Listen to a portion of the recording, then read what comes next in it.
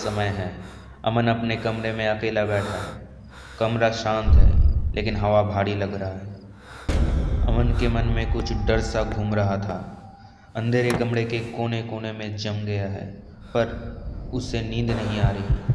कमरे के कोने में रखी लकड़ी की कुर्सी बिल्कुल सीधी खड़ी है। कुछ अजीब लग रहा है जैसे वो देखी जा रही हो। अमन का मन बेचैन हो रहा है।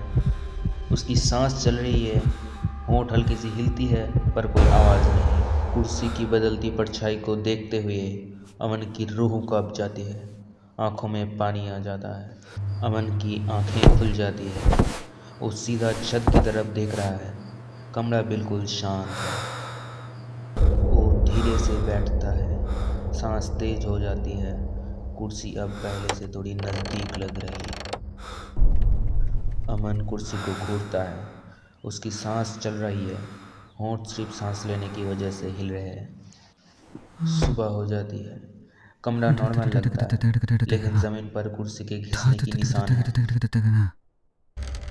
अमन कुर्सी को हाथ लगाता है। उसकी चेहरा तनाव में है। सांस गहरी हो जाती है। वो कुर्सी उठाना चाहता है पर कुर्सी भारी लगती है, जैसे ज़मीन से चिपक गई है। चारों ओर अंधेरा छा जाता है। अमन को कोई जैसे बेड की ओर खींच लेता है। अचानक वो कुर्सी अमन की ओर खिसक आती है। डर के मारे उसकी आंखों से पानी जैसे रुकती ही नहीं। ऐसा लग रहा है जैसे अमन और वो कुर्सी एक दूसरे को घूर रहे हैं। वो घबराया हुआ झट से उठ के कुर्सी को अपनी जगह रख देता है पर वो कुर्सी वापस अपना जगह बदल के जैसे अमन को इशारा कर रहा हो कि रूम में वो अकेला नहीं है। बेचारा डरा हुआ अमन अपने अंदर थोड़ा हिम्मत जुटा के रूम की लाइट्स ऑन कर दिया। लाइट्स ऑन होने पर रूम बिल्कुल नॉर्मल दिखाई दिया पर ये बस महज एक छलावा था। अमन ने सोचा कि सब कुछ उसका भ्रम है पर उसे क्या पता था कि ये शांति बस कुछ पल भर की राहत थी। लेकिन डरा सहमा अमन तसल्ली के लिए उस कुर्सी को रूम के बाहर ले जाना चाहा पर वो कुर्सी जैसे रूम से बाहर नहीं जाना चाहता हो, जैसे कोई और रूम में मौजूद था। जैसे ही अमन फिर से सोने गया, कुर्सी अचानक पलट गया। पैर ऊपर, सीट नीचे ज़मीन पे टिका हुआ। उसके मन में अभी ऐसा डर छा गया कि वो कुछ सोचे बिना दरवाजे की तरफ भागा पर हैंडल खुला नहीं। ऐसा लगा कि दरवाजे ने अमन की गला घोंटकर उसे रूम में कुर्सी के साथ कैद कर लिया हो। अमन को लगा कि वो दरवाजे से बाहर निकल गया पर ये उसकी भ्रम था। वो रूम का लाइट्स ऑन करने के लिए स्विच दबाया लेकिन अंधेरा अभी भी कायम था। डर की वजह से जैसे उसका शरीर सफ़ेद पड़ गया।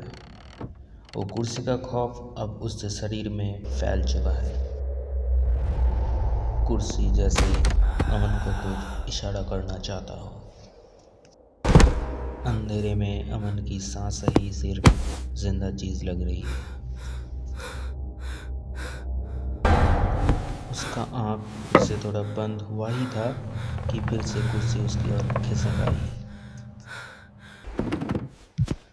कुर्सी अचानक हवा में उड़ता हुआ बेड के ऊपर आया। अब अमन की आंखों में धीरे धीरे अंधेरा छाने लगा। उसकी आवाज़ रुक सा गया। उसे अब अच्छे से दिख नहीं रहा है पर अचानक दो कुर्सी आ चुकी थी।